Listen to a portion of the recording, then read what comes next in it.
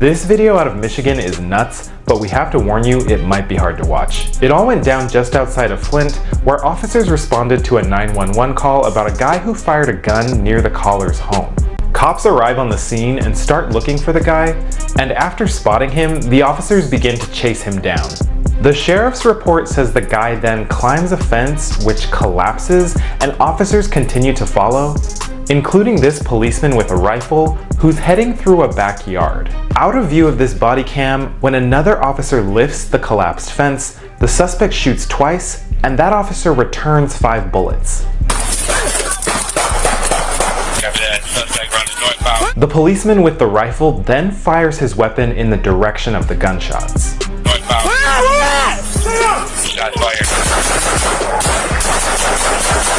The policeman with the rifle confirms he struck someone. I got him! He's hit! Get the f down! Who, as it turns out, was not the intended target. The policeman with the rifle then runs over and confirms he shot a fellow cop. Where you at? Where you at? My legs! Okay, my legs and my right ankle. The policeman with the rifle applies a tourniquet to the cop he shot, and shortly after, he runs over to the officer who had been shot by the suspect, who appears to be struggling. Are you hit? Watch fire. You hit? And the leg and chest. Medics arrive and apply care to the 2 wounded officers, and the policeman who fired the rifle later explains what he thinks happened. I think my bullet hit Christy. You fired at him? Listen, that guy in there's moving on the other side of the fence. He's right there and he backs up. Stop talking. This all went down in 2021, but the investigation into the whole matter just wrapped up and this footage became public. The officer who was shot by the suspect wound up in intensive care for 9 days, but as of January, he's recovered and back on the force. The cop who was shot by the policeman with the rifle had been struck 7 times, and he's back to work as well. And the policeman with the rifle who shot the cop faced no discipline and remains with the department. The suspect died in the exchange. Shout out to John over at Notice News. But damn, man. My home state. We out here tripping, man. Our police officers shooting each other in my home state. Now, you mean to tell me you was just shooting without even seeing who you was shooting? What if you would have shot an innocent person? Now y'all facing a lawsuit.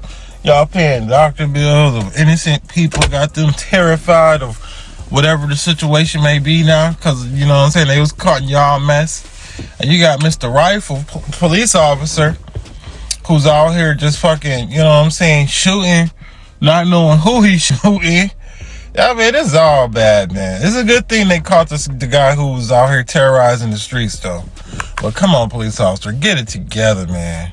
I mean, man, just get it together, man. I had to fake my death so that my wife could get arrested.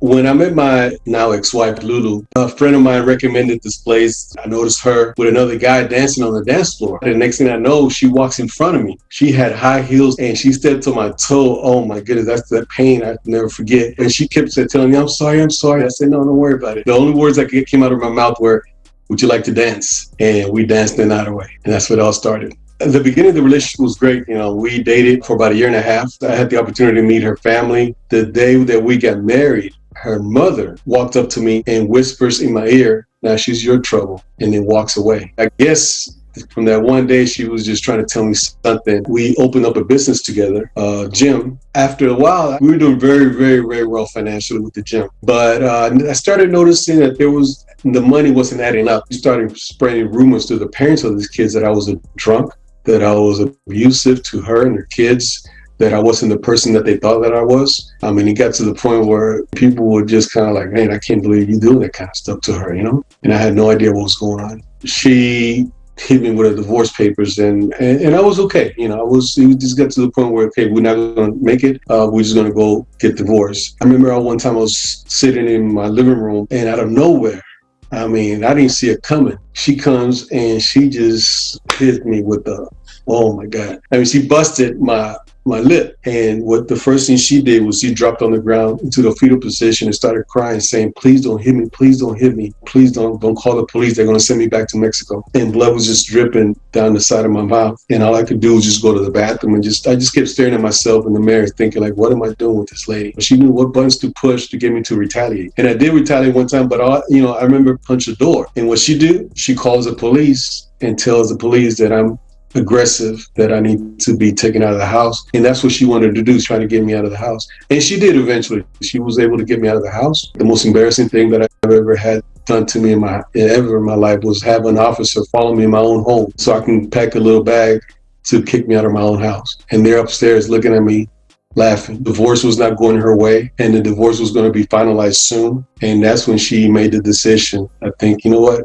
I need to do something to take this man out so I can get the money and live happily ever after. The way I found out that my ex-wife Lulu wanted to kill me was through a mutual friend, Mundo. He knew that we were going through a very difficult divorce. And this particular evening, I had left the gym early and he stayed behind, and Lulu was still there. And he just happened to walk by my office in the gym, and he overheard Lulu talking to her daughter, about of all people. And her daughter was telling her that there's a young man in the gym that has an uncle or family member in Mexico that kills people or chops up people for money. And Lulu responds by saying, maybe we can use him. And later on that evening, he walked up to Lulu when she was by herself, in the gym. He knew there was something going on with me and her. So he kind of asked her, look, is this about Ramon?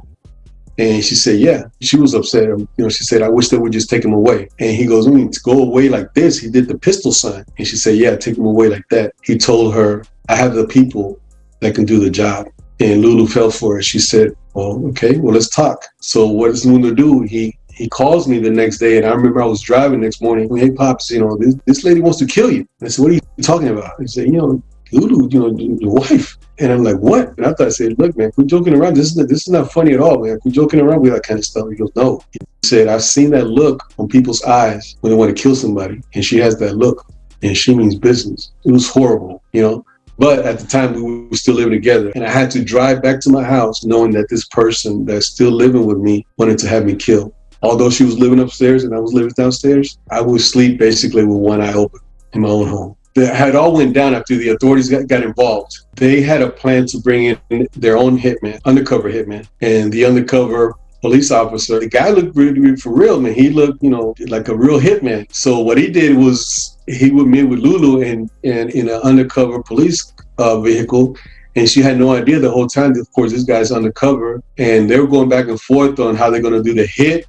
And he told her one time that, look, this is going to cost, I think it was $14,000. And, I need some money up front. So you mean to tell me this lady then took this dude up for his offer about when she made the funny comment, oh, we might need him. She meant that shit for herself. So you mean to tell me she done hired a hitman to kill her husband because she basically was tired of being with him and want to keep all the money to herself and shit like that. But I ain't gonna stop it. I don't want to be one of them guys that always stop, do commentary in between the videos when you just want to hear a good, clean video, and then we talk about it later.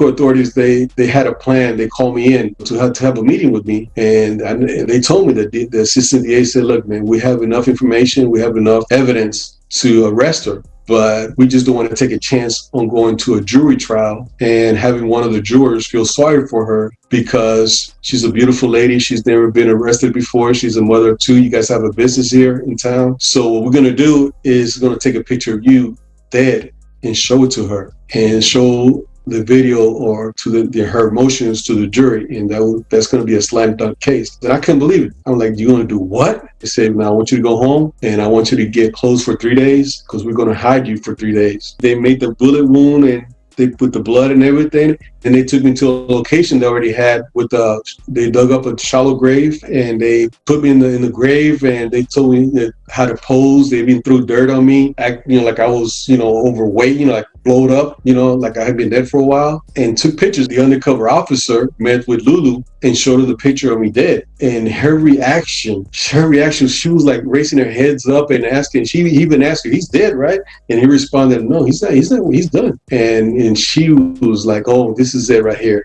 And she just paid her the rest of the money and walked out of the car. And then the next day, the cops show up on my gym doing a missing person report on me. Understand that the day before, she was all happy, and they walked into my office, and her mother and her daughter were there, and they asked her about me. And then she said, no, I haven't seen him. She made up this, she was worried about me. She said that she had called my sister, and she did. She had called some friends of mine. She had it all planned. She was asking like if they had seen me already, or anybody had found out anything about me, because she knew what was going on. And when the officer just let her go along with what she was saying, and finally they told her, look, you're under arrest for solicitation of capital murder. And they arrested her in front of her mother and her daughter and took her away in handcuffs out of the gym. She was in the county prison or jail for about 15 months before her attorneys, they finally gave up, and she pleaded down to a 2nd-degree solicitation of capital murder. Life is better now, a lot better. And like I tell people, man, every day above ground for me is a good day, especially when you have walked in your own grave.